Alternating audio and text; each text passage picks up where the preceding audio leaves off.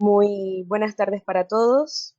Mi nombre es Ariana Sánchez, actualmente estudiante de Ingeniería Geodésica en la Universidad del Zulia y miembro de la AAPG Luz Student Chapter, que es un capítulo estudiantil conformado por estudiantes de las escuelas de Ingeniería Geodésica y Petrolera de la Universidad del Zulia, junto con una Faculty Advisor. En este capítulo buscamos promover y unir diferentes áreas de las geociencias, así como impartir información de calidad. Esta es nuestra primera actividad. Sean todos bienvenidos. Como capítulo, queremos agradecer a todas las personas que se encuentran conectadas y a todo el grupo de la Sociedad de Ingenieros Geodestas, Geomáticos y Agrimensores de Venezuela, SIGMA, por su gran apoyo en este webinar titulado La geodesia como disciplina de servicio, un reto actual en Venezuela, que será dictado por el profesor Víctor Ciose. El profesor es doctor en ingeniería, con una maestría en ingeniería ambiental, egresado de la Universidad del Zulia como ingeniero geodesta y como agrimensor. Actualmente es director de la División de Investigación de la Facultad de Ingeniería de Luz y jefe del Departamento de Geodesia Superior de la Escuela de Ingeniería Geodésica, donde también coordina las unidades curriculares Geodesia Satelital y Geodesia Física. Fue presidente del Grupo de Trabajo 1 de SIRGAS durante el periodo 2015-2020 y responsable del Centro de Análisis SIRGAS operado por Luz desde el 2009 al 2019. Cuenta con más de 10 años de experiencia en docencia e investigación en áreas como marcos de referencia, aplicaciones del GNSS, análisis de redes geodésicas, estudios atmosféricos basados en observaciones geodésicas, entre otros. Bienvenido, profesor. Las preguntas o comentarios que surjan pueden ser escritas a través de la sección de preguntas y serán atendidas una vez finalizada la presentación. Desde este momento, le dejo la palabra al profesor Víctor Ciose. Hola, gracias a todos, muy buenas tardes. Muchas gracias por esa presentación tan formal, ¿no? Diría yo. Ante todo, yo quiero agradecer esta invitación, ya que entiendo que se trata del evento inaugural de la recién creada AAPG Capítulo Luz. Enhorabuena, pues considero que esto es un gran avance para la organización estudiantil que realmente necesita la Universidad del Zulia en estos momentos. Así que desde ya, éxito a todos y bueno, el mejor de los éxitos, repito, en toda la gestión y todas las actividades que están planificadas. También entiendo que la audiencia está compuesta principalmente por estudiantes, así que esta presentación va dirigida hacia ellos, buscando un poco la motivación y ampliando esa visión que puedan tener acerca de la carrera profesional. Siendo así, entonces, bueno, comenzamos. La ponencia lleva por título La geodesia como disciplina de servicios, un reto actual en Venezuela. Y sin mucho preámbulo, aquí les muestro una visión muy sencilla de las diferentes geociencias que podemos encontrar. Existen diferentes disciplinas dedicadas a estudiar alguna característica del cuerpo terrestre. Quizás las básicas o las fundamentales son las que estamos viendo ahí: geofísica, geología, geografía, la geodesia. Me atrevo a incluir la geomática. Y la que nos trae hoy a esta tarde de webinar es justamente la geodesia. Se conoce una definición muy clásica de geodesia, ya que se atribuye a Helmer en 1880, la ciencia que se encarga de medir y representar la superficie terrestre. No obstante, el avance científico y tecnológico nos lleva a definirla como la ciencia que estudia la forma, tamaño y campo de gravedad de la Tierra. Y cuando le decimos esto a una persona, a cualquier persona que no esté en el medio, quizás la reacción pueda ser la que estamos viendo ahí. Se quedan así como que pensando, ¿no? Ya va, ¿qué nos está diciendo esta persona? Pero esa definición también en nuestros días ha seguido evolucionando y entonces podemos manejar otra definición que va muy relacionada a la anterior, aquella que nos dice que es la ciencia capaz de cuantificar efectos del cambio global y procurar el desarrollo sostenible. Una vez más, si alguien nos pregunta y damos esa otra definición, las personas pueden quedar como este león que estamos viendo en pantalla. El hecho es de que a veces es muy difícil explicar o más bien entender qué es la geodesia. Y en este sentido, podemos comenzar diciendo que es una disciplina, una ciencia, que se encarga de determinar los tres pilares fundamentales que se manejan hoy en día en esta disciplina: la geometría, el campo gravitatorio y la orientación del cuerpo terrestre. Muy importante, incluyendo las respectivas variaciones temporales que pueden tener estos tres parámetros fundamentales. Como vemos, es simplemente una visión unificada de la definición clásica de la geodesia y esta definición que viene en nuestros días, repito, gracias al avance tecnológico y al avance científico. Y ese cambio de paradigma que se ha estado manejando en nuestra geodesia desde hace algún tiempo, ¿no?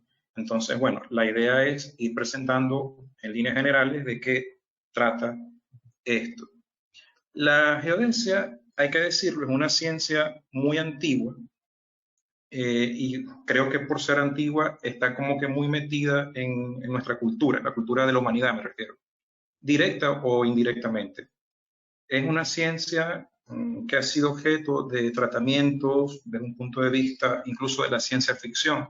Un ejemplo son estos dos libros, ¿no? Una de Julio Verne, un escritor muy famoso, y una de, este es muy antiguo, no recuerdo el año exactamente, pero 1800 y algo, quizás, no sé.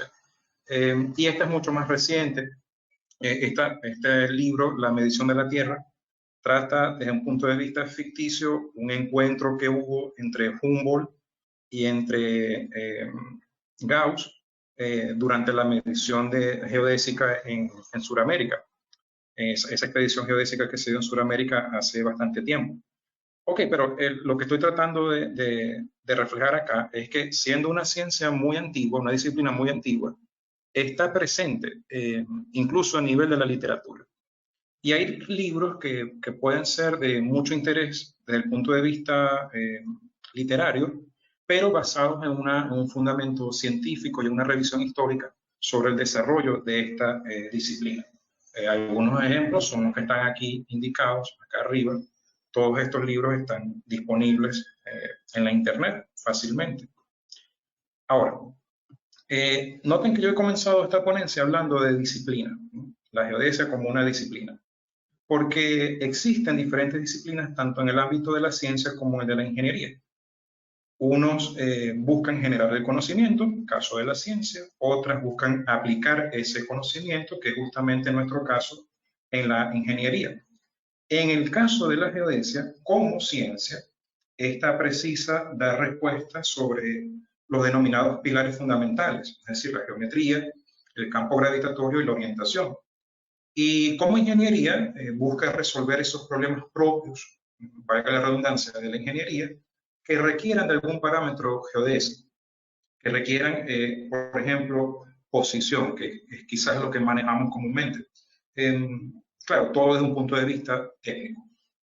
Y al hablar de posición, bueno, entra en un conjunto de desarrollo teórico, desarrollo conceptual, que solamente la geodesia es capaz de establecer o de definir. Algo que resalta, ¿no?, que nos llama la atención, es este término servicio. O sea, hablamos de la geodesia como una disciplina de servicio, una ciencia o una ingeniería de servicio.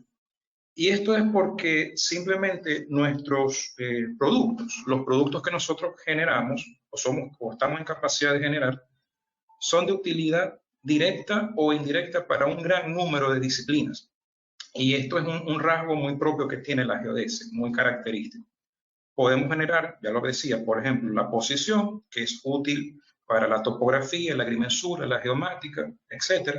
Pero también podemos generar ciertos insumos que son de utilidad continua, utilidad cotidiana para el resto de las geociencias y para otras disciplinas que a lo mejor en líneas generales no tienen nada que ver con la geociencia, ¿no? Pero sin embargo ahí están presentes. Eso es lo que hoy en día se está manejando con mucha fuerza. cómo la geodesia, más bien de resaltar, cómo la geodesia ha venido ocupando más y más el quehacer en otras disciplinas y cómo las técnicas de observación propias de la geodesia se han venido modernizando para satisfacer esas demandas, para satisfacer esas necesidades. Hay un elemento que podemos destacar y es que el impacto directo o indirecto que tienen todas estas disciplinas que están aquí resumidas, y por supuesto hay otras bueno, por cuestión de tiempo y espacio no se colocan, pero queda a la imaginación. Decía, cómo estas disciplinas tienen que ver con la sociedad, tienen un impacto directo con la sociedad. Para nadie es un secreto que, por ejemplo, la meteorología es de utilidad cotidiana para todos nosotros, por aquello del pronóstico del tiempo, si llueve o no llueve, etcétera. Y así podemos dar N cantidad de ejemplos. El hecho es de que para que la meteorología, tomando nuevamente o citando nuevamente el ejemplo, pueda ofrecer sus productos, eventualmente se vale de alguna técnica geodésica que le proporciona ciertos insumos. Luego podemos dar algunos ejemplos para tomar esto un poco, profundizar un poco más esta idea que estoy planteando acá. Por cierto que hablando de disciplinas afines a la geodesia, conviene diferenciar entre ellas, ¿no? Y comprender un poquito eso de que la geodesia es quien provee fundamentos o provee herramientas para esas disciplinas, como la topografía, la agrimensura o la geomática, solo por citar algunas. Se trata de que no es, como decir, hablando en términos coloquiales, no es lo mismo y tampoco se escribe igual. Es decir, la geodesia no es topografía, tampoco es agrimensura y tampoco es geomática. La geodesia simplemente provee fundamentos teóricos y fundamentos técnicos, prácticos, para que cada una de esas tres disciplinas que están ahí indicadas en pantalla puedan hacer su quehacer cotidiano. Por supuesto que encontramos palabras clave, ¿no? que si nos ponemos a ver definiciones particulares de cada una de ellas, las vamos a encontrar. Y son palabras claves que hacen referencia a términos, no a términos, a actividades cotidianas dentro de cada una de ellas. Por ejemplo, las coordenadas, un elemento común para la topografía, la agrimensura y la geomática. Pero también hablamos de las técnicas de observación, y tanto convencionales como modernas, ¿no? En fin, bueno. Hay varias maneras de definir cada una de esas disciplinas afines, ¿no? Yo traté de unificar criterios en base a una revisión, etcétera, y las ofrezco, están ahí a disposición, quizás para discutirlas y debatirlas al final. Pero lo que sí es importante destacar acá es que al tener un fundamento basado en la geodesia, eso no quiere decir que sean geodesia. O sea, nosotros no andamos por ahí haciendo geodesia per se. Nosotros andamos por ahí, como ingeniero me refiero, haciendo topografía, haciendo agrimensura o haciendo algún trabajo práctico en el área de la geomática. Volviendo un poco a la geodesia, porque estamos hablando de geodesia como disciplina de servicio. Un hecho que a la fecha es innegable es su evolución o el desarrollo que ha tenido en los últimos años. Esto le ha permitido ampliar su alcance, es decir, cambiar el paradigma de la geodesia, y lo podemos atribuir a tres grandes razones, o tres aspectos generales. El principal tiene que ver con el desarrollo de las técnicas de observación satelital, cuyas características permiten la generación de productos que son altamente confiables y sobre una escala global.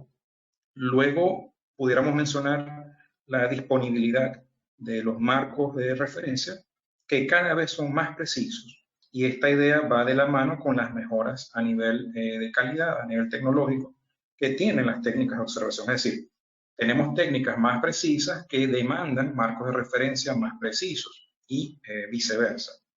Y finalmente se resalta ese fortalecimiento desde un punto de vista organizativo del quehacer geodésico a nivel mundial, con implicaciones que en muchos casos son transparentes para el usuario final. Muchas veces nosotros como usuarios vamos al campo, hacemos nuestro trabajo de medición, pero no somos conscientes de toda la infraestructura que está detrás de esa actividad que estamos ejecutando. Entonces, eso es necesario desde un punto de vista, digamos, académico, resaltarlo, porque a fin de cuentas, en nuestro proceso formativo, son tópicos que se tocan, pero que no se profundizan. Entonces, bueno, creo que la ponencia ayuda en ese sentido. Estos aspectos generales que convergen en la novedosa actuación, diríamos, que tiene la geodesia como disciplina de servicios, no solo hace que la geodesia mantenga su función original, es decir, determinar la forma, tamaño, campo de gravedad de la Tierra, sino también atender necesidades que son de urgencia, digamos, para la sociedad moderna, orientados al bienestar social, orientados al bienestar económico, al resguardo del ambiente, de los recursos naturales, etcétera, etcétera. Todo esto en términos del desarrollo sostenible. Como vemos, es una disciplina que evoluciona de forma constante y evoluciona atendiendo a las necesidades de sus usuarios, aunque sus usuarios luego vamos a ver que de una u otra manera somos todos. O sea, es decir, no solamente las personas que hacemos geodesia o agrimensura, topografía, etc. Y alguien en este punto pudiera preguntarse, pero bueno, ya va, ¿por qué solo las técnicas satelitales tienen esa participación protagónica en la geodesia actual? Bueno, es innegable que solo ellas, solo las técnicas satelitales, que son las que estamos viendo acá en pantalla, son quienes ofrecen la posibilidad de observar a nivel global. Y no solamente eso, o sea, en términos de cobertura global, no solamente eso, sino que también con altas tasas de repetibilidad. Todo esto está asociado, por supuesto, con el movimiento orbital, el movimiento que describe la plataforma satelital específica que se utiliza en cada una de estas técnicas, con excepción del VLBI, que bueno, es una técnica espacial, así denominada. Pues, bueno, decía, esto tiene mucho que ver con eso, ¿no? Con esas características. O sea, la razón por la que la geodesia ahora ha evolucionado, bueno, ha evolucionado en función de ese desarrollo que tenemos en las técnicas satelitales. Quizás algo que también es necesario mencionar es que cada una de estas técnicas por sí sola puede proveer algún parámetro de interés desde el punto de vista geodésico, pero es mejor cuando estas técnicas se combinan entre sí. Es interesante la combinación que podemos hacer entre estas técnicas específicas, porque cada una de ellas, si bien es muy precisa, siempre va a tener alguna debilidad. Entonces, al combinar la debilidad que tiene alguna técnica en particular, la va a solventar otra técnica sujeta a combinación. Todos estos desarrollos a nivel conceptual y a nivel técnico se han estado desarrollando y hoy en día créanme que hay productos, hay resultados muy, muy interesantes que son justamente los que han permitido que la geodesia trascienda a su quehacer cotidiano, a su quehacer común, digamos. Ok, ahora, acá podemos ver un ejemplo, ¿no? Un ejemplo más gráfico de esto que estaba mencionando sobre la cobertura global y la repetibilidad, la alta repetibilidad que tiene la observación. En este caso, se ilustra el barrido que hace Grace, por ejemplo, o el barrido que hace GOES, por ejemplo. Estoy hablando de satélites. Satélites, bueno, aquí habría que actualizar esto y decir Grace Foulon, pero en todo caso, ok, son satélites que se utilizan para técnicas muy particulares. En este caso, Grace va con SST, GOES va con radiometría satelital. Y miren cómo en un día, gracias a los parámetros orbitales que tienen estos satélites, en un día toda la superficie terrestre que barren, que cubren, o sea, es decir, que en ese barrido diario ya han captado la información para la cual fueron diseñadas, en este caso capturar alguna señal del campo gravitatorio. En una semana, miren cómo ha barrido más superficie y en el término de un mes, miren cómo ha barrido prácticamente todo el cuerpo terrestre. Entonces, esta es una de las razones fundamentales, ¿no?, por las cuales la geodesia moderna, y en términos de su paradigma, de su nuevo paradigma, hace mucho hincapié en el desarrollo propio de las técnicas satelitales. ¿Y qué pasa con las otras técnicas que no son satelitales como tal? Las famosas técnicas clásicas, ¿no?, de medición de ángulo, medición de distancia. ¿Qué sucede con la nivelación, por ejemplo, o con la gravimetría? O sea, ¿acaso no tienen participación en este nuevo quehacer de la geodesia? Pues no, todo lo contrario. Es cierto que ya nadie mide, creo yo, Nadie anda por ahí haciendo triangulaciones o trilateraciones, como era la regla antes de la llegada de los métodos satelitales. Pero eso no quiere decir que las denominadas técnicas clásicas ya no se utilizan, todo lo contrario. Solo que en nuestros días tienen una utilidad complementaria.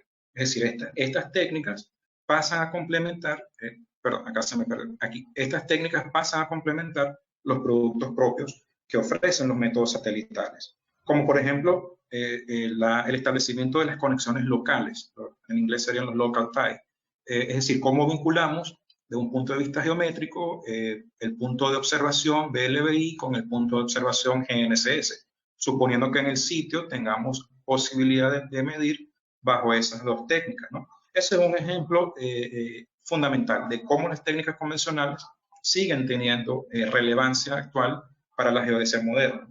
Otro ejemplo que pudiéramos citar cuando se requiere refinar la resolución espacial de una observación satelital, porque claro, los satélites, y regreso acá para dar un poco mejor el ejemplo, los satélites barren cierta porción de la superficie terrestre, pero el producto al final, y quizás para entender un poco más la idea, se expresa bajo cierta resolución espacial. Se expresa, digámoslo así, con cierto patrón de píxeles, ¿no? O sea, haciendo la analogía con una imagen digital. Es decir, sobre un píxel de tantos kilómetros por tantos kilómetros, o técnicamente, bajo una resolución espacial de tantos kilómetros por tantos kilómetros, el producto que ofrece el método satelital, hablando por ejemplo de aquellos que están destinados a estudiar el campo gravitatorio, es muy preciso, muy preciso. Y esa resolución puede estar en el orden de los 100 kilómetros o 200 kilómetros.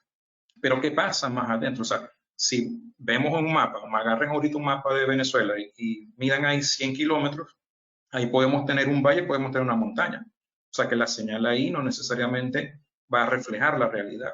Justo ahí es cuando entran las técnicas clásicas para poder refinar la información que la resolución espacial de la técnica satelital no es capaz de ofrecer.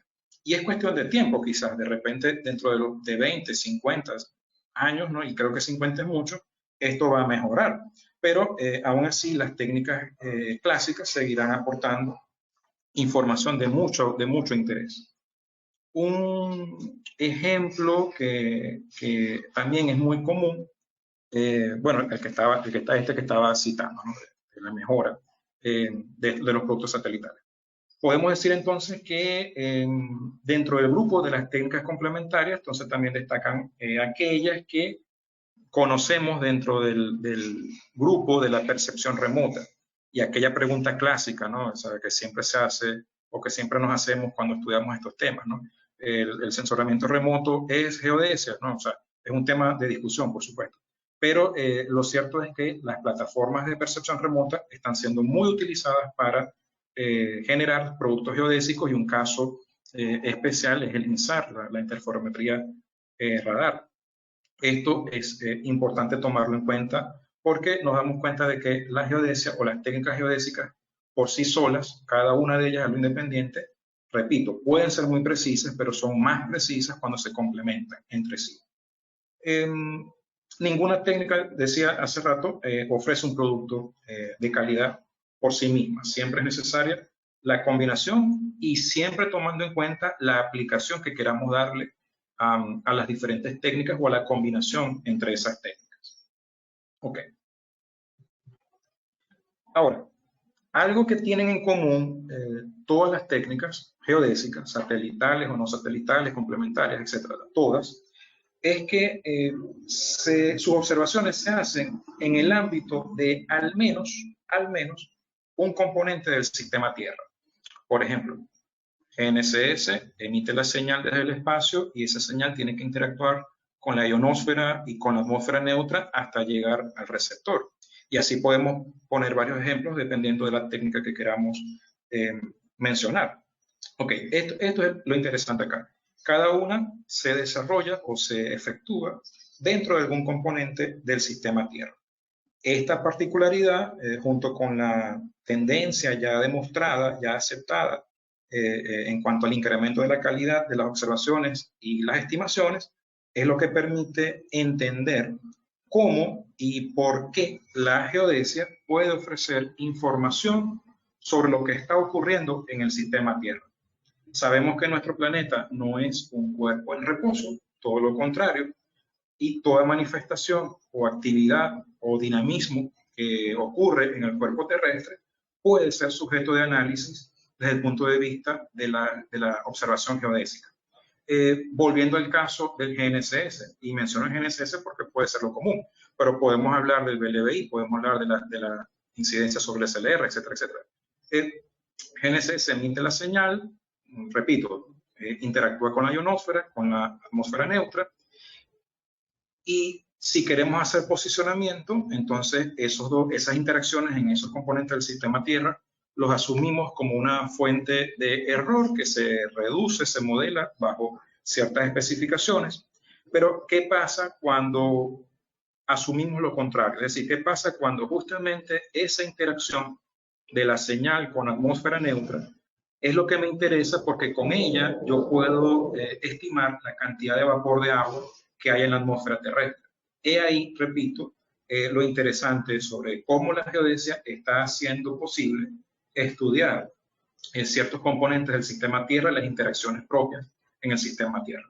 Entonces, en líneas generales, las técnicas geodésicas pueden determinar todos los parámetros geodésicos que conocemos, algunos están acá indicados, y bajo ese supuesto, bajo esa posibilidad de que estos parámetros se determinen con muy alta precisión, entonces es viable, es posible estudiar qué es lo que está pasando con alguno o con todos estos elementos propios del sistema Tierra. Es lógica suponer entonces la idea de que al combinar todas las técnicas y determinar todos los parámetros geodésicos, entonces sí podemos inferir lo que ocurre en el sistema Tierra en su conjunto. Y si lo queremos ver de forma más individual, bueno, con alguna técnica en particular, bajo ciertas consideraciones, ciertos modelados, cierta modalidad de estimación, etcétera, tenemos información sobre algún elemento en particular, algún componente en particular del sistema Tierra. Repito la idea, esto es posible por la alta precisión que tienen las técnicas satelitales, y es posible también porque disponemos, gracias a la geodesia justamente, de sistemas y de marcos de referencia que permiten hacer esta observación consistente y esta observación de forma precisa y bueno, continua por la naturaleza propia de la observación satelital. Ok, ¿qué se me escapa de esta diapositiva? Creo que lo he mencionado todo, ¿no? Bien. Acá podemos ver un ejemplo, ¿no? Quizás un poco más gráfico, más entendible. Técnicas geométricas, es decir, aquellas que están destinadas o que se utilizan para determinar posición, o las técnicas dinámicas que se destinan a estudiar campo gravitatorio. Cada una de ellas permite determinar algún cambio secular, algún cambio estacional o incluso cambios esporádicos que ocurren en algún componente del sistema Tierra. En este caso que estamos viendo, una observación GNSS continua sobre una estación en particular, en este caso estamos viendo la estación Concepción, allá en Chile. Durante todos estos años, de 2002 a 2009, fue capaz de determinar el movimiento secular que se asocia con el movimiento de la placa en el sitio donde se encuentra la estación. Pero cuando ocurrió el sismo de febrero de 2010, un sismo de magnitud 8 punto algo, si mal no recuerdo, miren cómo el desplazamiento, que es lo que estamos viendo aquí en la serie de tiempo, fue muy pronunciado. Estamos hablando de un desplazamiento de 3 metros. Y eso fue sujeto de observación por parte de la estación GNSS que estaba funcionando en ese entonces en Concepción. Y lo que estamos viendo en la fotografía es acá, ok, esta es la posición de la estación Concepción después del sismo, y aquí estaba antes del sismo. Cuando ocurre el sismo estaba midiendo aquí, el monumento como tal quedó destruido, según la información que manejamos, y bueno, luego cuando se reinstala la estación, por supuesto ya estamos hablando de otro punto, pero lo que se ilustra acá y lo que se dejó para una foto para la posteridad, como decía yo, en ese momento es el impacto, ¿no? Ese movimiento, ese desplazamiento de masa producto de esa liberación de energía tan fuerte que por supuesto fue sujeto de observación, repito, mediante GNSS. Vemos entonces un caso, ¿no? Por un lado, un movimiento muy pequeño, porque eso es algo muy particular. Movimientos seculares a veces son muy difíciles de observar, o sea, tenemos que aplicar una técnica muy precisa y aplicarla por mucho tiempo como para poder ver cambios, ¿no? Ok, lo que estamos viendo aquí, movimiento lento, continuo, ¿no? Progresivo. Ok, difícil de ver bajo ciertas condiciones, pero es sujeto de observación. Y luego cuando ocurre un movimiento muy brusco, de 3 metros en este caso, y miren cómo se puede detectar. Y luego vemos la consecuencia lógica, ¿no? O sea, la estación recupera su movimiento poco a poco y bueno, pero era lo que quería ilustrar acá con esto, ¿no? Con esta diapositiva. Hablando de geometría, pero hablando de técnicas dinámicas, quizás hemos escuchado hablar sobre la altimetría satelital, quizás hemos escuchado hablar sobre SST.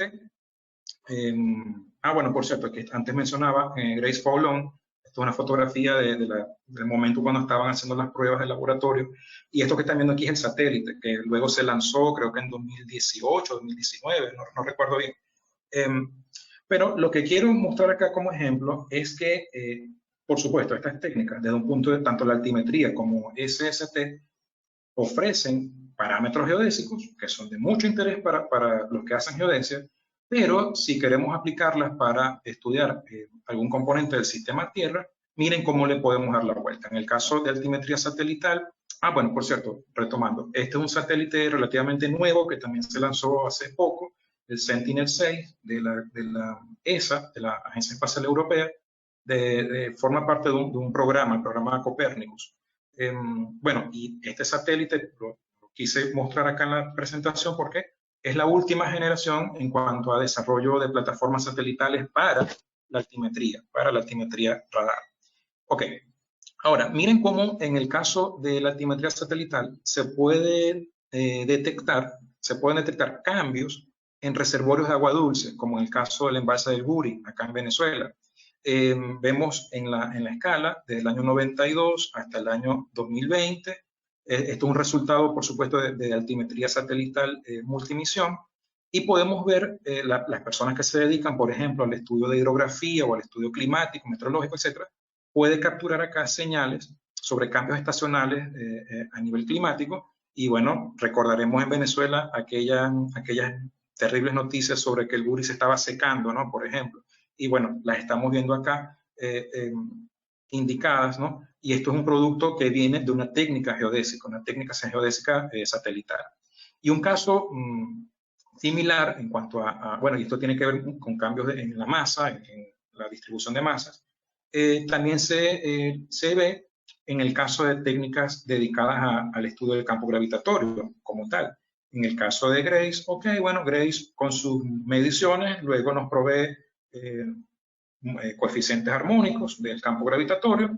Lo interesante es qué es lo que podemos hacer con esa información y entonces podemos derivar lo que se conoce como altura de agua equivalente, es decir, es un parámetro que nos habla sobre la cantidad de agua que está en la superficie o por debajo de ella, y en todo caso una masa de agua que cambia a nivel espacial y a nivel temporal, en algunos casos cambios estacionales, y es lo que estamos viendo aquí, en una serie de tiempo para un punto X, un punto específico en los llanos de Apure. Entonces, si correlacionamos estos cambios en el agua acumulada, en la columna de agua equivalente, y los podemos vincular rápidamente con los cambios de época de sequía y de lluvia en esa región. Repito, esto para las personas que se dedican a la monitorización climática, la monitorización ambiental, hidrología, etcétera, es de mucho interés, ¿no? Y son productos que derivan de técnicas geodésicas satelitales que, por supuesto, eventualmente se deben combinar con alguna otra técnica, bien sea complementaria o no, para poder ofrecer calidad en el producto al cual nos estamos refiriendo en este momento. Bien. Un ejemplo que es bastante interesante, otro ejemplo para terminar esta idea, es el que estamos viendo acá, ¿no? Volvemos otra vez al caso de una técnica dedicada al campo gravitatorio, operada gracias a la misión GOES. Ya GOES no está en órbita, ya dejó de funcionar. Y bueno, todo el mundo aplicaba GOES para determinar coeficientes armónicos del campo gravitatorio, etcétera, etcétera, geoide, superficie de referencia, etcétera. Pero en el movimiento orbital propio de esta plataforma, y por casualidad, porque así lo decían sus autores, esta información está en este artículo, cuando el satélite estaba orbitando en el área donde estuvo el epicentro del terremoto de Japón, allá en 2011, el terremoto de Tohoku, ¿no? La cantidad de energía liberada por ese terremoto, por supuesto, en un terremoto son ondas mecánicas, ¿sí? Si mal no recuerdo, ondas acústicas, que no solamente se propagan hacia el interior de la superficie, sino también hacia arriba. Entonces, esa masa de aire que se fue desplazando luego del impacto o luego de la explosión de la energía en el epicentro, logró desplazar la órbita de GOES en esta cantidad. Entonces, bueno, según la escala la podemos determinar, pero lo que quiero ilustrar acá es cómo ese cambio en la órbita se debió justamente al impacto de la propagación, al impacto de las ondas. Y eso es lo que abrió entonces la idea de hablar de un sismómetro en órbita. O sea, imagínense ustedes, o sea, no es solamente un satélite dedicado a geodesia, sino también a temas que tienen que ver con geodinámica, con geofísica, ¿no? Son sismómetros en órbita, ¿no? Claro, eso fue algo experimental, fue algo casual ante todo, y luego fue algo experimental y hay muchos desarrollos que se están haciendo en cuanto a este tema, pero miren, el producto de la calidad en el tema de la estimación. Bueno, y detrás de la calidad, por supuesto, está un desarrollo tecnológico bastante considerable, ¿no? Al respecto. Ok, bueno, son tres ejemplos que quería mostrar para ilustrar un poco cómo es esto del cambio de paradigma, ¿no? de la geodesia. Geodesia no es solo forma, tamaño y campo de gravedad de la Tierra, sino que va mucho más allá. Es una ciencia que entonces se redefine justamente como estaba en la diapositiva, una de las primeras diapositivas, la ciencia que permite estudiar el cambio global o que permite estudiar el sistema Tierra y el cambio global asociado al sistema Tierra. Muy interesante. Ahora, todas estas aplicaciones que podemos reseñar y que podemos mencionar acá, se dan en términos de técnicas que son un poquito, digamos, sofisticadas, ¿no? La altimetría, SST, gradiometría satelital, etcétera, etcétera. Pero, ¿qué pasa con una técnica que es la que más utilizamos en nuestro quehacer cotidiano? ¿Qué pasa con el GNSS? ¿Cuál es el rol que tiene el GNSS en esto del cambio de paradigma o el nuevo quehacer de la geodesia? Bueno, lo primero que tenemos que tener claro acá es lo siguiente, ¿no? GNSS, algunos lo definen como el sistema de sistemas, ¿no? Bueno, y está integrado por el GPS, GLONASS, GPS desarrollado por Estados Unidos, GLONASS desarrollado por la Federación Rusa, Galileo por la Unión Europea, el Beidou por China, y cada uno tiene sus sistemas de aumentación particulares. Ok, la combinación consistente, la combinación bien integrada de cada una de esas técnicas es lo que podemos denominar como GNSS. Entonces, volviendo, ¿qué rol desempeña el GNSS en la geodesia moderna, en la geodesia del siglo XXI? Entre todas las técnicas, ya lo había dicho, el GNSS es quizás la de más utilidad. Entre otras razones, resalta que la posición que permite determinar el GNSS es de muy alta calidad. De hecho, o sea, en términos relativos, una posición GNSS de alta precisión es equiparable con la posición que ofrece BLBI. Y si no fuera por eso, no tuviéramos marcos de referencia como los que tenemos hoy en día. Ojo, no estoy diciendo que es igual, estoy diciendo que es consistente, ¿no? Entonces, eso hay que tomarlo mucho en cuenta. Luego vemos que es una técnica cotidiana porque es la de más masificación. Todo el mundo conoce algo, poco, mediano, mucho, complejo, no complejo, etcétera, pero todo el mundo sabe algo o tiene alguna idea sobre qué es el GNSS, o quizás, vamos, sin darle mucho detalle, sobre qué es el GPS. Y claro, o sea, en nuestros teléfonos celulares tenemos GPS y todo el mundo anda con el cuento del GPS en el celular. Pero no solamente ahí, o sea, los vehículos se orientan, sí, bueno, pudiéramos decirlo, se orientan con GNSS, en fin, o sea, hay una cantidad de desarrollo propio del GNSS que ha permitido su masificación. Es una tecnología mucho más rentable, es más fácil mantener una estación GNSS que mantener un telescopio de LBI, por ejemplo, ¿no? Bueno, en fin, es uno de los aspectos que ha permitido que el GNSS llegue a muchas partes.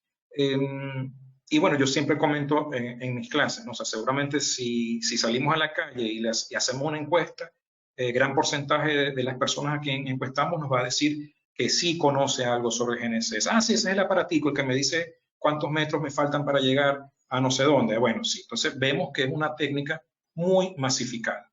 El GNSS no solamente provee posición, sino que también nos resuelve el vector o el problema de navegación, y también es muy utilizado para el tiempo. O sea, el GPS, como tiene una escala de tiempo propia y es muy precisa, se utiliza también en aspectos propios de la metrología asociada con el tiempo.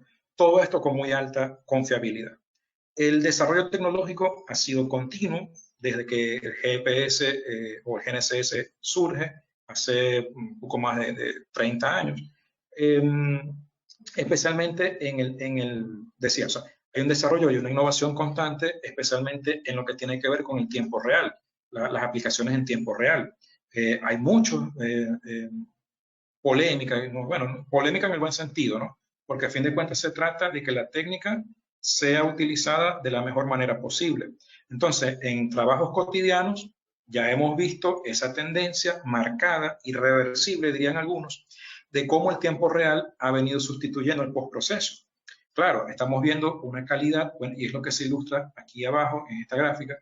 Eso tiene que ver mucho con la facilidad en la que hoy en día podemos hacer mediciones GNSS en tiempo real, y además de la facilidad en la calidad. O sea, a nivel de calidad estamos muy cercanos, o sea, la estimación RTK, por ejemplo, y la estimación postproceso están muy cercanos en términos de calidad, y si lo ponemos en una balanza, en un trabajo de producción, por supuesto que el tiempo real es mucho más rentable, ¿no?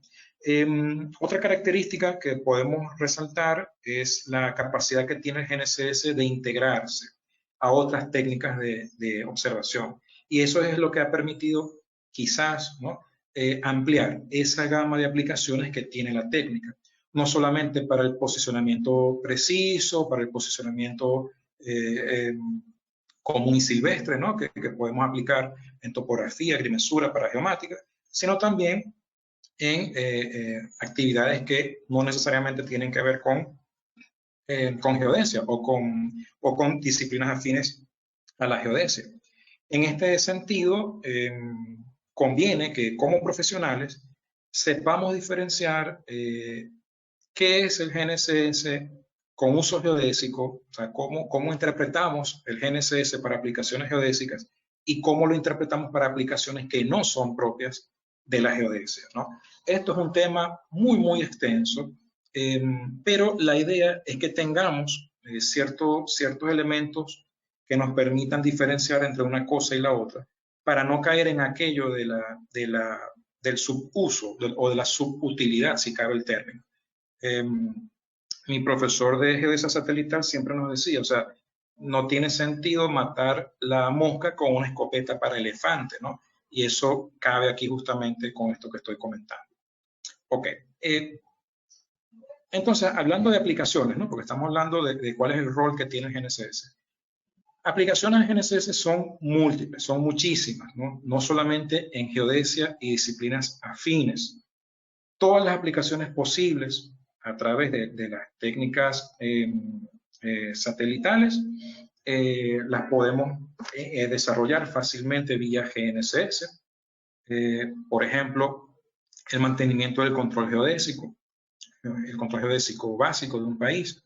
Aquí estamos viendo la serie de tiempo de la posición tridimensional para la estación continua Maracaibo, acá en Venezuela, en el occidente venezolano.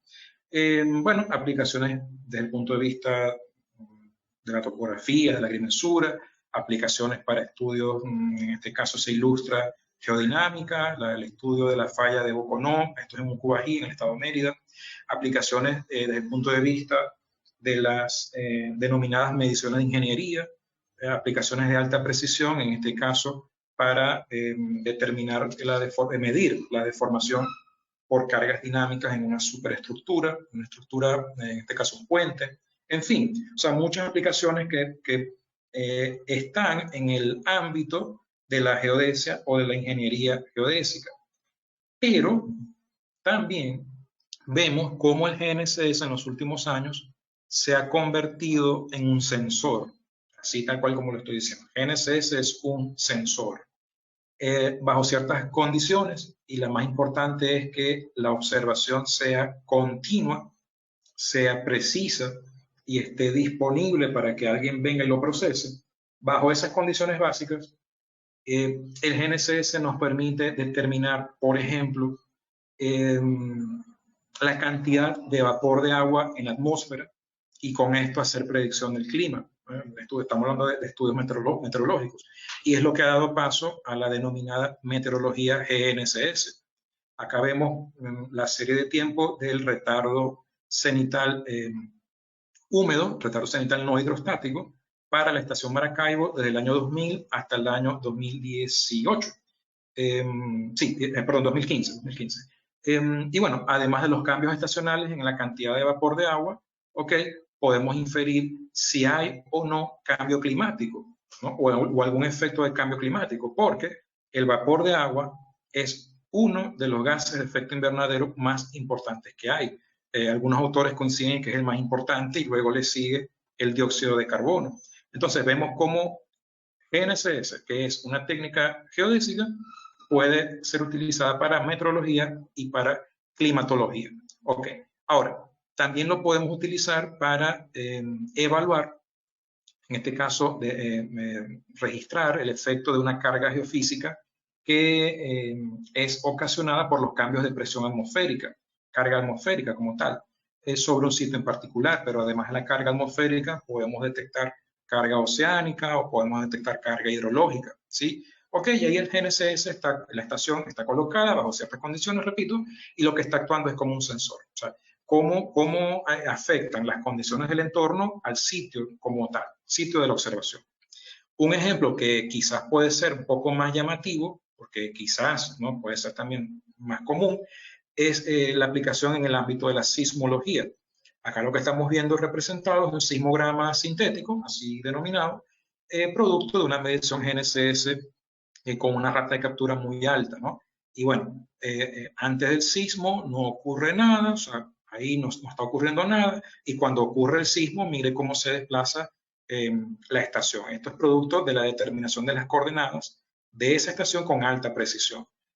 Hace poco se presentó un trabajo doctoral de Fernanda Camisay, creo que fue en marzo de este año, donde se desarrollan estos temas recientes, en el caso de América Latina, un trabajo de verdad bastante interesante. Pero bueno, hacia allá está el GNSS, o sea, también en el aspecto sismológico.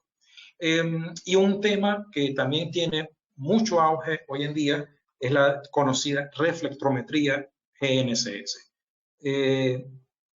Esto tiene que ver con el uso de la señal indirecta que se recibe en la estación GNSS, aquella señal que causa la famosa multitrayectoria, y analizando esa señal indirecta, entonces podemos determinar, entre otras cosas, imaginen que esa estación está colocada cerca o en la costa, ¿no? En una zona costera, podemos utilizar el GNSS como si fuera un mareógrafo, ¿sí? Analizando, repito, la señal que viene vía multitrayectoria.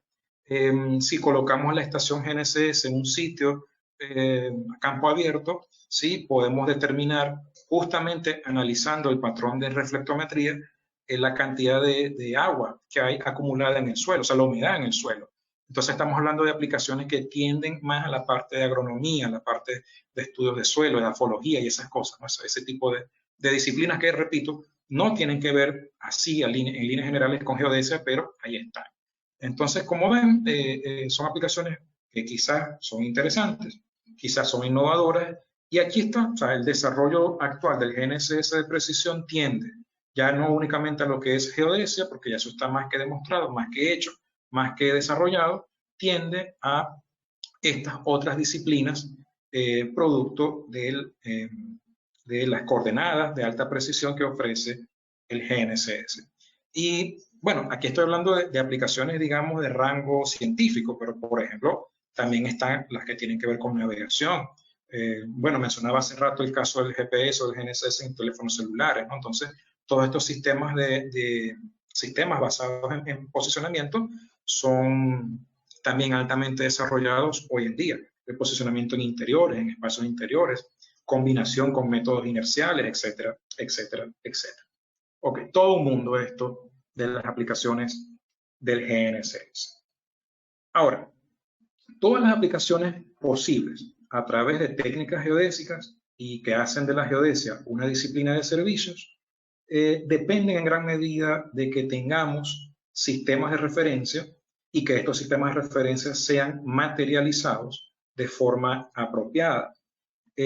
Con los sistemas y marcos de referencia garantizamos la consistencia de nuestras observaciones, garantizamos la consistencia de nuestra estimación de parámetros y además podemos sustentar todo lo que tiene que ver con el posicionamiento y la navegación con fines diversos.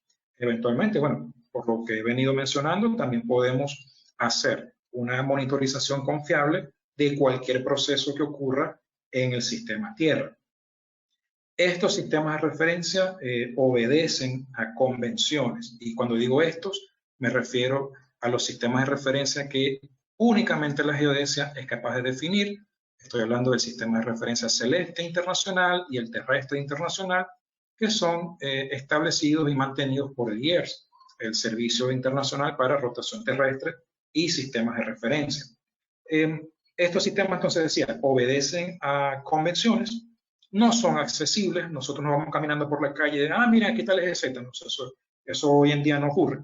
La manera que tenemos de acceder al sistema de referencia es a través de su marco, a través de su materialización y cada vez, decía al comienzo, la materialización de los marcos de referencia es mucho más precisa.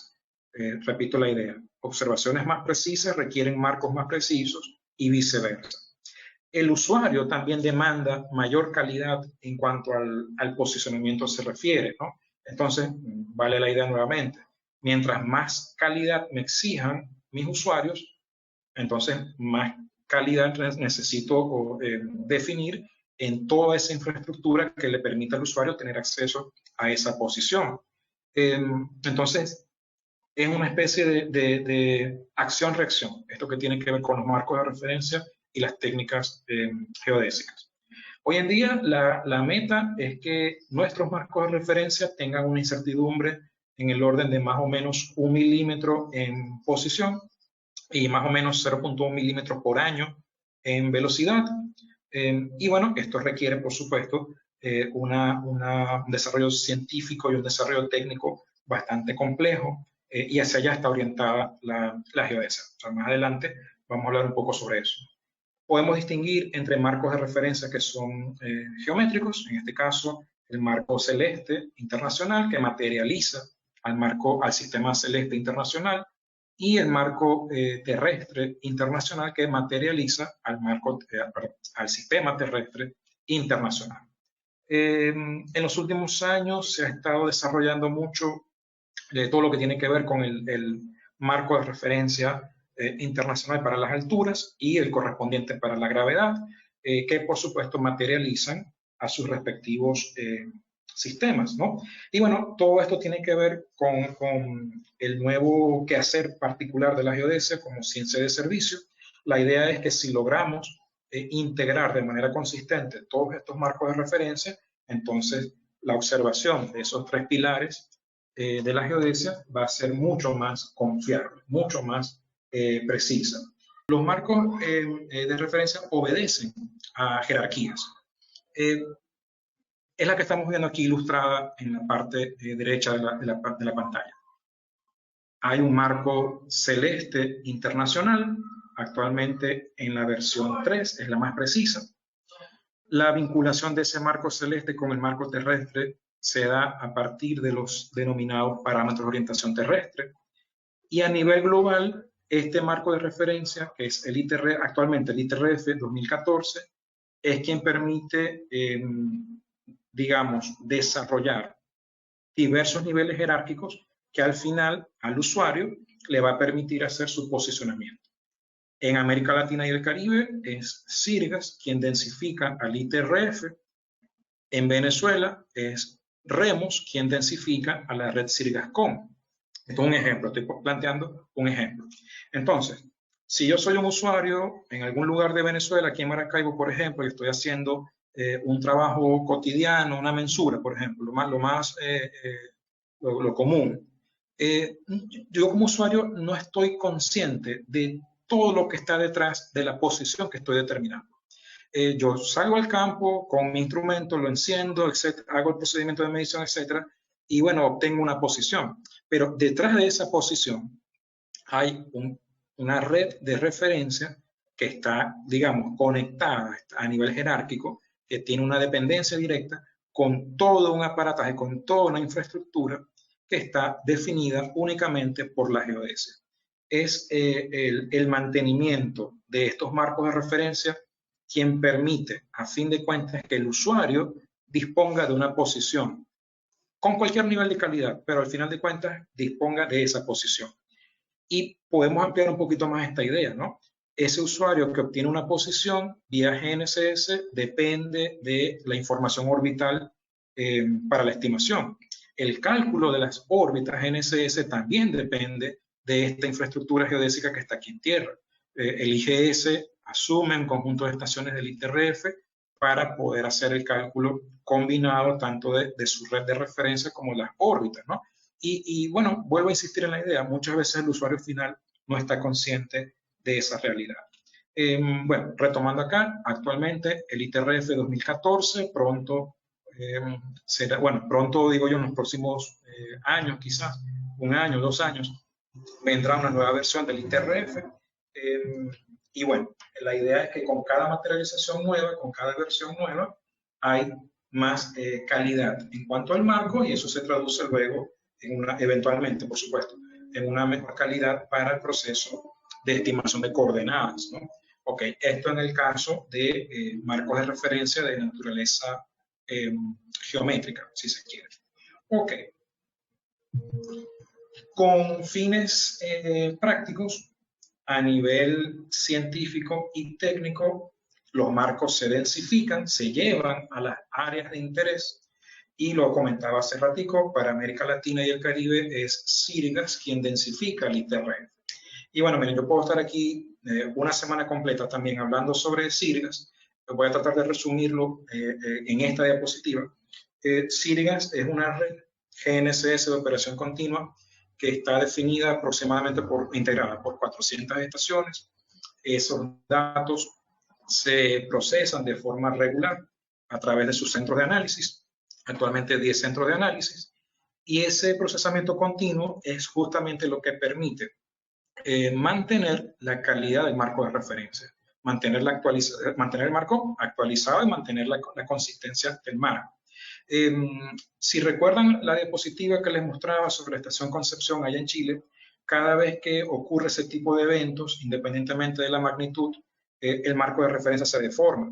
Y la única manera que tenemos para detectar esa deformación en el marco y aplicar los correctivos necesarios para que el usuario final tenga una posición consistente con el marco global es justamente observando de manera continua y estimando de manera continua.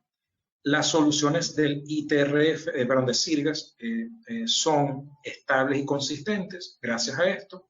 Y estas soluciones, las soluciones de la red SIRGAS-COM, así se denomina la red SIRGAS de operación continua, también no solamente contribuyen a la actividad cotidiana del usuario final, sino que también lo hacen para definir ese poliedro global con el que el IGS, el Servicio Internacional GNSS, calcula luego sus productos, órbitas, parámetros de orientación terrestre, velocidades, etcétera, etcétera. En Sirgas, bueno, repito, hay mucho que hablar sobre Sirgas.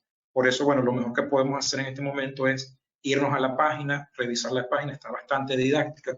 El ITRF pronto se va a actualizar y, bueno, la contribución de Sirgas para el nuevo ITRF, el ITRF 2020, hasta el momento así se va a llamar, ya está lista, ¿no? Y bueno, eso se está analizando. De hecho, el IGS ya anunció, y esto es lo que está aquí abajo, esto fue vía Twitter, ya anunció que los productos finales del reprocesamiento en miras del ITRF 2020 ya están listos, ya están disponibles, o sea que esto es cuestión de tiempo. O sea, en cualquier momento tendremos un nuevo marco de referencia global y eso, por supuesto, tendrá un efecto positivo en toda la, digamos, en toda la cadena de producción hasta el usuario final. Ok. Sobre Sirgas, bueno, hay que destacar, Venezuela, desde sus inicios, desde los inicios de Sirgas, Venezuela ha venido participando. La Universidad del Zulia aquí ha sido pionera en el país en cuanto a las contribuciones para Sirgas. Lo más reciente fue la instalación de un centro de análisis Sirgas en la Universidad del Zulia, que operó desde 2009 hasta 2019. Y bueno, o sea, sin embargo, seguimos participando en la medida de lo posible, pero bueno, la famosa situación país de la cual no vamos a hablar en esta presentación. Ok, bueno, o sea, mayores detalles, ¿verdad? Yo les recomiendo que visiten la página de Sirgas y con eso, porque Sirgas no es solamente la red de referencia, hay también un trabajo muy exitoso que se ha venido haciendo en cuanto al desarrollo del IHRF y el IGRF, o sea, en la región. Así que, de verdad, muchachos, les recomiendo que se vayan a la página y la revisen con calma. Ok. Bueno, estamos hablando de un poco sobre la redefinición de la geodesia, estamos hablando un poco sobre el impacto que tienen las técnicas geodésicas para, digamos, la nueva geodesia. Estamos hablando sobre la importancia que tienen los marcos, en el caso ITRF, caso Sirgas, etc. Y bueno, todo ese avance que hemos vivido en la geodesia durante los últimos años no es algo casual, o sea, no es algo que de la noche a la mañana se dio y bueno, bueno, sí, miren, tenemos un marco de referencia muy preciso, no. O sea, hay un trabajo bastante fructífero que se ha venido desarrollando desde hace muchísimo tiempo y detrás de todo aspecto tanto teórico como operativo de la geodesia se encuentra la Asociación Internacional de Geodesia. Ella surge, se comienza a funcionar como asociación propiamente en el año 1864, pero años anteriores ya venía haciendo trabajo, ¿no? En todo caso, la IAG forma parte de la Unión Internacional de Geodesia y Geofísica y a través de las comisiones de la IAG, cada día es posible que el usuario, entendiendo el usuario como una disciplina o como un profesional común y corriente dentro de algún campo de acción de la geodesia, pueda disfrutar de algún producto derivado de los procesos rigurosos de observación y de estimación propios de la geodesia, ¿no? Ok, es una asociación científica a nivel mundial sin fines de lucro que procura el desarrollo de la geodesia a nivel mundial. Y asimismo ha hecho visible un proceso de evolución de la geodesia para ampliar su campo de acción. Esto gracias a la iniciativa del GGOS, el Sistema de Observación Global, Geodésico Global, una iniciativa que comienza en el año 2003 y que a la fecha ya el GGOS es un componente propio de la IAG. Se dedica, o entre las líneas de acción del GGOS, está el de proveer las observaciones geodésicas necesarias para monitorizar y representar el sistema Tierra, proveer el marco de referencia geodésico para esa monitorización y cualquier tipo de aplicación técnica o científica que así lo requiera. Y la meta o el objetivo más importante, quizás más loable, es el de beneficiar a la ciencia en su conjunto, no únicamente a la geodesia, a la ciencia y a la sociedad en cuanto al avance y al desarrollo de otras geociencias, ¿no? Entonces, vemos cómo la geodesia, gracias a esa organización propia dentro de la IAG y del GIGOS, es lo que ha venido permitiendo ampliar ese campo de acción hacia el estudio del cambio global. La misión del GIGOS es darle solución a los problemas propios de las geociencias basándose en la geodesia. La geodesia como una disciplina de servicio, ¿no? Ok, y en función de eso, sus objetivos principales, que son los que estamos viendo acá. Por supuesto, hay un objetivo, bueno, no está aquí indicado, pero lo menciono, que tiene mucho que ver con fomentar la investigación a nivel de geodesia, fomentarlo a nivel mundial. Y bueno, de ahí se desprende un cuadro organizativo, ¿no? Donde cada uno de nosotros podemos participar, porque, bueno, hay que decirlo, o sea, todos nosotros podemos ser miembros de la IAG, bien sea como país, como institución, o yo, quien les estoy hablando, o ustedes que me están escuchando, pueden suscribirse a la asociación y, bueno, formar parte de la geodesia del siglo XXI, ¿no? Si lo queremos poner en ese contexto. El estado actual de la organización de la geodesia mundial, todos los desarrollos, todos los desafíos, todas las orientaciones que se dan a nivel científico, a nivel técnico, se divulgan. Y esto es importantísimo. O sea, la ciencia se tiene que divulgar, el desarrollo tecnológico se tiene que divulgar. Nada hacemos con investigar y luego engavetar eso ahí, ¿no? En el escaparate, ¿no? O sea, al contrario. Todo esto tiene que ser divulgado. Y en cuanto a la parte organizativa, decía, la IAG lo hace público a través de una revista muy famosa, el Journal of Geodesy. Cada 4 años se publica el Handbook para los geodestas. La edición más reciente es la de 2020, el año pasado, volumen 94, y este volumen propiamente está disponible de forma gratuita en la página del Journal. Si ustedes descargan ese documento y lo leen con calma, se van a dar cuenta de que esto no es, decía al comienzo, un golpe de suerte, ¿no? O sea, esto es un trabajo un trabajo de hormiga que se ha venido haciendo durante muchos años y que hoy en día ya está rindiendo resultados, ¿no?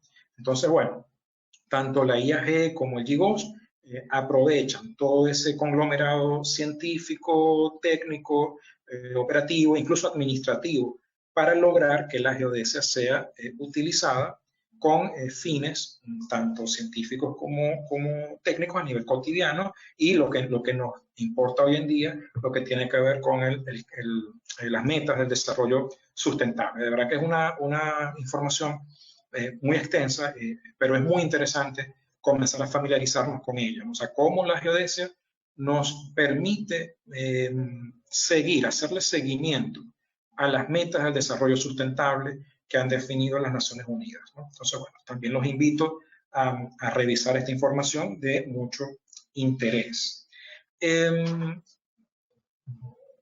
Acá, bueno, les presento en líneas generales la estructura, ¿no? Ok, decía que la IAG forma parte de la IUGG, o sea que no es la IAG a nivel de geodesia que está trabajando de manera aislada, al contrario, como parte de la IUGG tiene interacción, y miren que hay una asociación, ¿no? Para la criósfera, para geomagnetismo, para la hidrología, la sismología, etcétera, ¿no? Pero dentro de la IAG, entonces, el GIGOS como un componente y los diferentes servicios que se encargan de voy a utilizar el término, de administrar todo lo que tiene que ver con la observación geodésica BLBI a través del servicio BLBI Internacional o SLR a través del servicio Láser Internacional, GNSS y así con cada técnica propia de la geodesia, los servicios propios que tienen que ver con los marcos de referencia, en este caso IERS, los servicios que se dedican a campo gravitatorio, ¿no? Y así sucesivamente.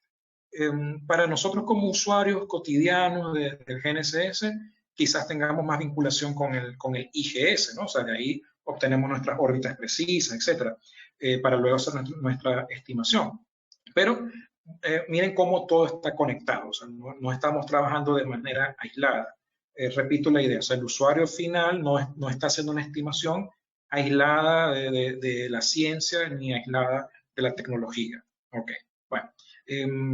Pueden revisar también la página del GIGOS para ampliar la información sobre el alcance propio, y ese es el tema que tiene que ver con la gobernanza dentro del GIGOS y dentro de la IAG. Ok, bueno, seguimos. Así como la IAG ha venido trabajando desde el año 1864 hasta nuestros días en el desarrollo de la geodesia de forma paralela, y esto es un refuerzo muy significativo para la geodesia como una disciplina de servicio. Desde las Naciones Unidas vino una iniciativa que, atendiendo a estudios, atendiendo al desarrollo científico, a las evidencias, muy importante, atendiendo a las evidencias reales, palpables, que se pueden ver, atendiendo a las sugerencias de la comunidad científica mundial, que tiene que ver con, que se dedica más bien a la gestión de información geoespacial en términos del desarrollo sustentable, etc., se conformó lo que se conoce como el Comité de Expertos para el manejo de la información geoespacial. Repito, es una iniciativa que viene desde Naciones Unidas, promovida por los científicos y por técnicos dedicados al estudio o al tratamiento de la información geoespacial. Más o menos el organigrama viene de esta manera. Desde las Naciones Unidas, el Consejo Social y Económico de las Naciones Unidas, y aquí en este consejo se forma o se conforma un comité de expertos en materia de información geoespacial. Dentro del comité se forma un subcomité de geodesia que está orientado a evaluar la posibilidad real de que toda la información geoespacial a nivel global, sustentada, confiable, pueda ser utilizada para el desarrollo sustentable. Gracias a ese esfuerzo, entonces, tanto de la IAG como del comité de expertos, a través del subcomité de geodesia, se aprueba en Naciones Unidas una resolución que tiene que ver con el marco de referencia geodésico global para el desarrollo sustentable.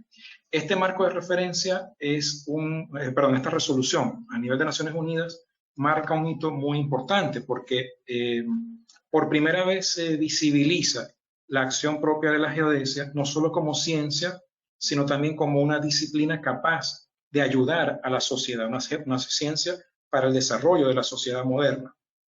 Los puntos claves de esta resolución son los que estamos viendo aquí en pantalla, aquí en el cuadro rojo.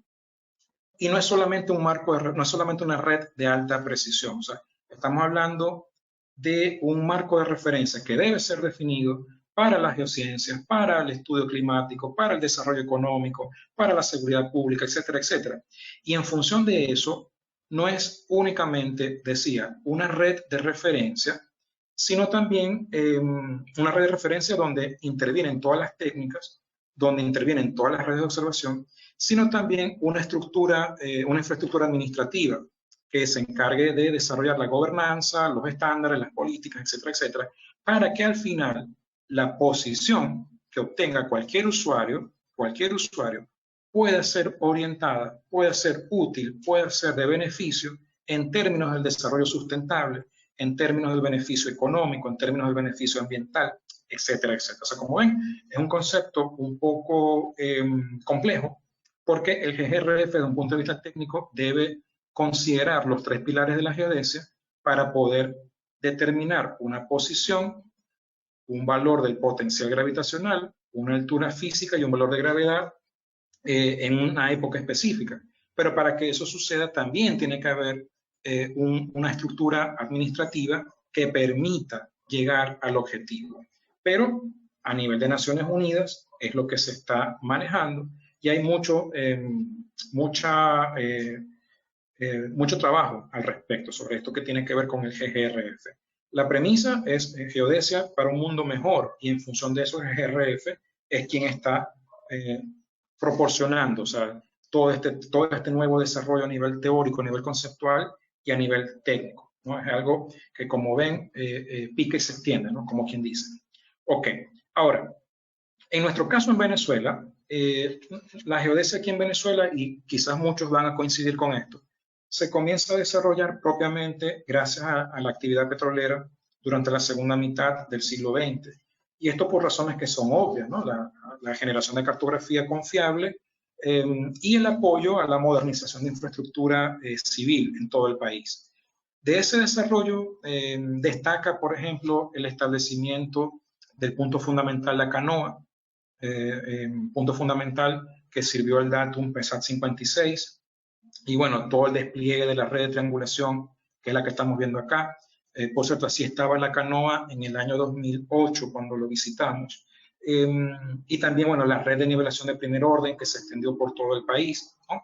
Y bueno, ese desarrollo de la geodesia a nivel nacional, que comienza durante la segunda mitad del siglo XX, tuvo mucho apoyo del sector público y del sector privado. O sea, mucha iniciativa tanto pública como privada. Y eso dio paso luego a la investigación geodésica, no solamente para temas que tienen que ver con geodinámica, como el control de la falla de Boconó, o las mediciones absolutas de gravedad que se hicieron en los años finales de los 80, si mal no recuerdo. También se hizo mucho desarrollo, mucha investigación en cuanto a las técnicas satelitales, ¿no? Y eso, o sea, ese desarrollo de la geodesia en aquella época fue permitiendo que aquí en Venezuela poco a poco se hiciera esa migración de los métodos clásicos a los métodos satelitales, ¿no? Y bueno, aquí hay que resaltarlo, ¿no? Ha sido la Universidad del Zulia una de las instituciones pioneras al respecto, ¿no? Hay que resaltar, por ejemplo, el proyecto CASA, que luego dio paso a CIRGAS a nivel continental, o fue uno de los antecedentes primarios de CIRGAS y del establecimiento de nuestro marco geodésico nacional. Un marco pasivo, que es REGVEN, un marco continuo, que es REMOS, esto desde el punto de vista geométrico, y desde el punto de vista gravimétrico, la red gravimétrica de Venezuela del año 2015. Hay una normativa legal que nos indica qué es lo que tenemos que hacer en cuanto a recolección de información geoespacial y el tratamiento de esa información geoespacial. Pero hay que decirlo, ¿no? O sea, siempre no todo es bueno, o sea, hay ciertas limitaciones en cuanto a nuestra infraestructura geodésica, pero aún así hemos tenido un buen nivel desde el punto de vista del desarrollo de la geodesia en Venezuela. Ahora, ¿cuál es el reto de Venezuela como país, como nación, en cuanto al GGRF? Bueno, miren, creo que está muy claro, ¿no? O sea, ¿cómo contribuir con el GGRF? Si el GGRF está diseñado para sustentar el desarrollo social, el desarrollo económico y el desarrollo ambiental en términos valga la redundancia, el desarrollo sustentable, y aquí lo clave es el auge que han tenido los servicios de localización, es decir, posicionamiento, ¿cómo Venezuela puede contribuir al GGRF? Esto que voy a decir es simplemente una idea, o sea, no estoy diciendo, esto no es la receta mágica, y estamos en un ambiente, un entorno académico, y la idea aquí es discutirlo y ampliarlo, ¿no? Pero quizás nosotros como país deberíamos reconocer realmente la importancia que tiene el GGRF, no solamente a nivel global, sino a nivel regional y local. Tenemos que revisar todo nuestro marco jurídico, normativo, etcétera, especificaciones técnicas, etcétera, que rigen de alguna u otra manera la manera de adquirir la información geoespacial. Y eso tiene que ir de la mano con un diagnóstico real, un diagnóstico sincero de cómo se encuentra nuestra infraestructura geodésica. Esto que permita una toma de decisiones acertadas, ¿no? Para poder hacer que nuestro marco de referencia nacional y toda nuestra infraestructura geodésica a nivel nacional sea consistente con el GGRF, porque el GGRF, si bien es una iniciativa que viene de Naciones Unidas, su sostenibilidad en el tiempo va a depender del compromiso y la acción tangible que cada país decida hacer, decida ejecutar. Entonces, en términos generales, esto debería ir orientado hacia la mejora de nuestra infraestructura geodésica. Aquí es importante priorizar la formación, la capacitación académica y promover la importancia de la participación de Venezuela en todo lo que tiene que ver con la IAG, la IUGG, el UNGGIN, para nutrirnos de todo ese desarrollo que se está haciendo a nivel mundial y a nivel regional e implementarlo de manera eficiente y de manera coordinada aquí en el país. Y hablando de coordinación, esa es otra solución, otra alternativa u otra acción que pudiéramos comenzar a priorizar. Tenemos que coordinar entre todos los que estamos involucrados en el tema de la gestión de información espacial, porque a veces da la impresión de que estamos dispares y dispersos, ¿no? Cada quien haciendo lo suyo. Y eso para la geodesia moderna y para la utilidad de la geodesia hoy en día no tiene mucho sentido, ¿no? ¿Cómo comenzar? Bueno, miren, ¿de quién dependen estas acciones? Según un criterio muy particular. Por ejemplo, y en líneas generales, de las agencias gubernamentales, que tienen que ver con todo lo que tiene con esto de la geodesia y infraestructura geodésica. Y aquí hablamos de ministerios, hablamos de Asamblea Nacional, hablamos de Presidencia de la República, etc. Porque estamos hablando de leyes, ¿no? De leyes como tal. Las universidades y centros de investigación, las empresas públicas y, por supuesto, las empresas privadas. Yo no puedo hablar por los demás, pero puedo dar mi opinión desde el punto de vista académico. Nosotros como académicos sabemos muy bien que en Venezuela tenemos instituciones que dictan algún programa que se relaciona con la geodesia y ciencias afines. Hay centros de investigación que tienen alguna vinculación con la geociencia. Puedo citar aquí sin ningún problema la Funvisis. Puedo citar aquí sin ningún problema LIBIC. Y tenemos un reconocimiento de la carrera profesional por parte del Estado. El Estado habla mucho de la economía productiva y, bueno, reconocen a la ingeniería geodésica dentro del sector productivo. Bueno, eso creo que es un punto a favor. Pero la pregunta que podemos hacernos, ¿no? ¿Qué tan adecuados son nuestros programas de estudio? ¿Son consistentes? O sea, un estudiante de la Universidad del Zulia, por ejemplo, puede ir a la Universidad Central y cursar un semestre allá sin que esto suponga divergencia en cuanto a su formación académica. O sea, repito, son consistentes nuestros programas de estudio, son modernos, son acordes a la realidad mundial de la geodesia. Estos programas de estudio en nuestras instituciones pueden satisfacer los requerimientos que el profesional de hoy en día demanda para su desempeño exitoso, digamos, ¿no? Y en cuanto a la investigación, o sea, ¿qué estamos haciendo en cuanto a investigación? ¿Es una investigación orientada a resolver problemas actuales de la geodesia? ¿Estamos realmente capacitados para hacer investigación de alto rendimiento? Porque inventar la rueda nuevamente no tiene mucho sentido hoy en día, al contrario. Entonces, estas interrogantes son sujeto de discusión. Y estas interrogantes, yo llego a ellas, ¿no? O sea, me las hice, ¿no? Cuando me invitaron a dar la charla, porque la Federación Internacional de Geómetras, la FIC, publicó un artículo, está disponible en su página web, que tiene que ver justamente con esto, ¿no? Con el desarrollo de capacidades y de capacitación para lograr las metas del GGRF, haciendo de cuenta que el GGRF es nuestro problema principal o nuestra meta principal en cuanto a la geodesia venezolana se refiere. El artículo está muy bueno, ¿no? Y habla sobre el nivel en el que están los países en cuanto al desarrollo de capacidades para enfrentar las metas que vienen en relación al GGR.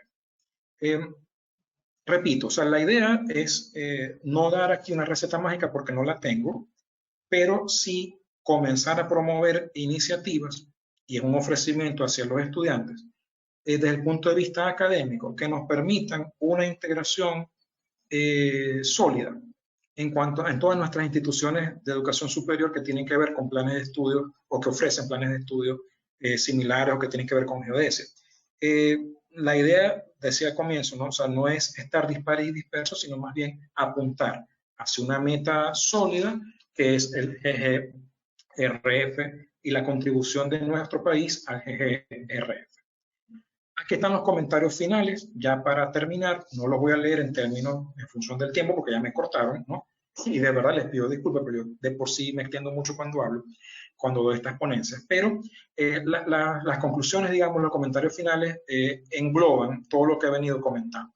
Y cómo nosotros como país debemos, o pudiéramos, mejor dicho, tomar acciones que a mediano y largo plazo den un fruto en beneficio de la geodesia en Venezuela y en beneficio del desarrollo sustentable, que es la meta que nos hemos propuesto como comunidad de naciones, ¿no? A nivel de Naciones Unidas. Ok, Bueno, estoy abierto, no sé si tenemos tiempo para las preguntas, pero cualquier comentario, duda, sugerencia, etcétera, les dejo mis contactos. Estamos a la orden, agradecidos con la asociación por la invitación y bueno, nuevamente disculpen el tiempo, que me consumí todo el tiempo, pero bueno, ok, hicimos lo posible. Ok, muchas gracias, quedo entonces atento a sus comentarios. Muchas felicidades, profesor Víctor, por su excelente presentación. Ya en este momento tenemos unas preguntas.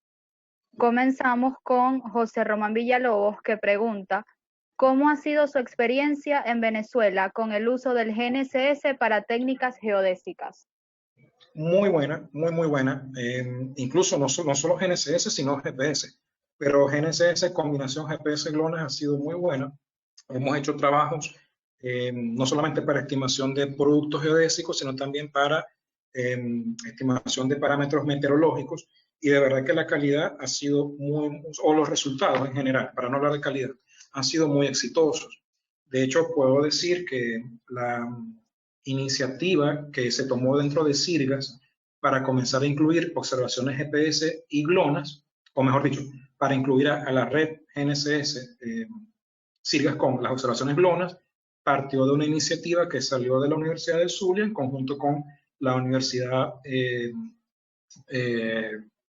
Cuyo, en Argentina, con el centro de análisis que funciona allá en Argentina. O sea, fue un trabajo conjunto y de verdad fue bastante exitoso. O sea, que en general ha sido muy buena la experiencia en cuanto a GNSS aquí en el país.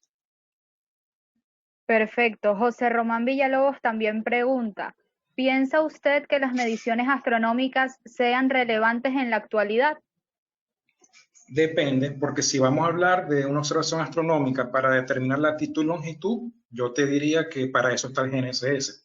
Pero si vamos a hablar de observaciones astronómicas, por ejemplo, para medir la deflexión de la vertical, un parámetro que se usa en para la determinación del geoide y estudios asociados, eso sí tiene mucha relevancia. En Europa hay muchos trabajos actuales, estoy hablando del siglo XXI, que utilizan cámaras cenitales de alta precisión, de alta calidad, para medir deflexión de la vertical. En Venezuela se tienen experiencias de ese tipo, pero a los inicios de esa técnica, ya en los años 80, ¿no? Estoy hablando de los trabajos que hizo, por ejemplo, el profesor Eugen Bilderman, profesor del Departamento de Geodesia Superior de la Universidad del Zulia. Y bueno, pero, ok, si me vas a hablar de astronomía geodésica, para latitud y longitud no te compro la idea, o sea, pero sí para otro tipo de aplicaciones. Tenemos múltiples comentarios de felicitaciones y agradecimientos, aunque también tenemos una pregunta de Ángel Romero que dice, profesor, felicidades por la explicación. ¿Venezuela actualmente forma parte de la contribución de valores potenciales para un marco de referencia de alturas? ¿O Venezuela simplemente no tiene un sistema nacional de referencia vertical activo? Bueno, antes de responder, la idea de la ponencia era resaltar un poquito más lo que tenía que ver con GGRF, ¿no? Pero bueno, el tiempo apremia. Y sin embargo, reitero, estoy a la orden para aclarar cualquier otra duda offline, digamos. Vuelvo a la pregunta. Sí, Venezuela ha contribuido con datos. Esta información la hemos manejado dentro de CIRGAS. Hay información que se ha suministrado en cuanto a las nivelaciones geodésicas de primer orden en todo el país, datos gravimétricos, etcétera, y con eso se han hecho los cálculos para los cálculos de los números geopotenciales que miran, ¿no? O están siendo utilizados para la redefinición del sistema vertical. Pero hace falta más, o sea, hace falta, porque la idea es que dentro de CIRGAS la idea es que cada país resuelva sus propios problemas a nivel geodésico, ¿no? Y en Venezuela, claro, tenemos un sistema vertical ya obsoleto, nos vinculamos todavía a las redes de nivelación de primer orden y órdenes inferiores que muchos VM ni siquiera existen ya. Entonces no tenemos un sistema vertical confiable, o sea, son los sistemas locales. Y hacemos uso y desuso del GNSS para determinación de altura y eso hay que verlo con mucho cuidado. Pero yo creo que sí, Venezuela ha hecho sus aportes para redefinir el sistema de alturas en el contexto latinoamericano, o sea, en el contexto del IHRF dentro de CIRGAS. Pero, insisto, hace falta mayor contribución. Ok, perfecto. Las preguntas que quedan pendientes serán respondidas vía correo electrónico. De igual forma, muchas gracias por realizarlas. Van a ser respondidas más tarde.